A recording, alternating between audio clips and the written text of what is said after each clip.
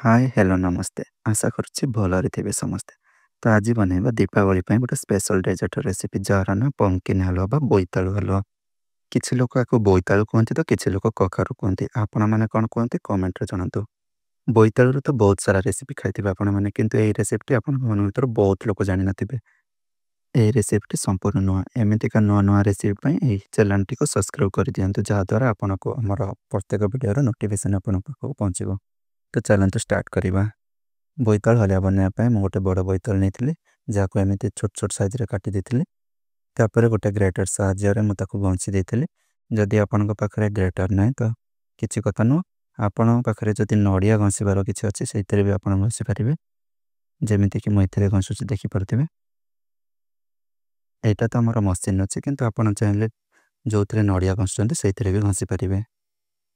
तापर मोटे गोटे कड़ाई घी डाली 100 ml पखापाखि। घी टी गरम है आम घसिकी रखि बोईताल को चिपुड़ी से पकईदे।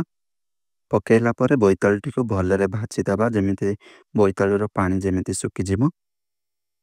एबे टिके सुखी गला बोईताल पानी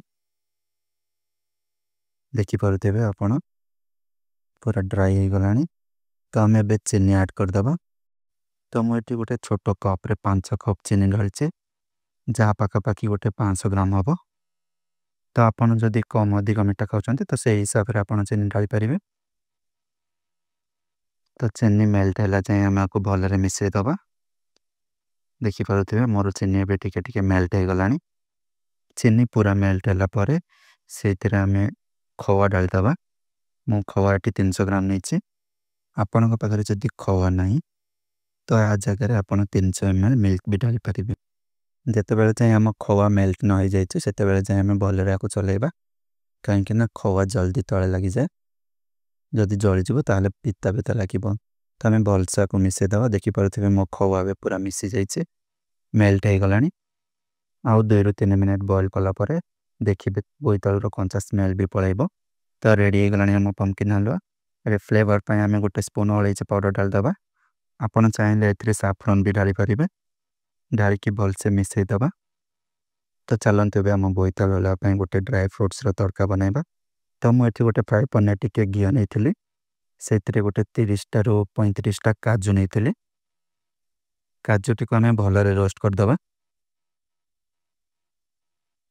काजू रोस्ट होगा आम से किसमिस को ऐड करदे। आपण पसंद आपन जेकोसी ड्राई फ्रूट भी ऐड करें। एबे आमर किसमिस भी भलसे रोस्ट हो गला। तो आम आपको रखि पंकिन हलवा बोईताल हलवा डालदे ढालिकी भलसे मिक्स करदे। एबे आमर रेडी हो गला बोईताल हलवा। तो चलते सर्व करबा आम हट हट सर्व करंतु और एंजॉय करंतु। और रेसिपी केमिति लागला कमेंट रे जणातु। जदि वीडियो भल लगी गोटे लाइक करंतु और चैनल टी को सब्सक्राइब कर दियंतु। रहउछि बाय बाय।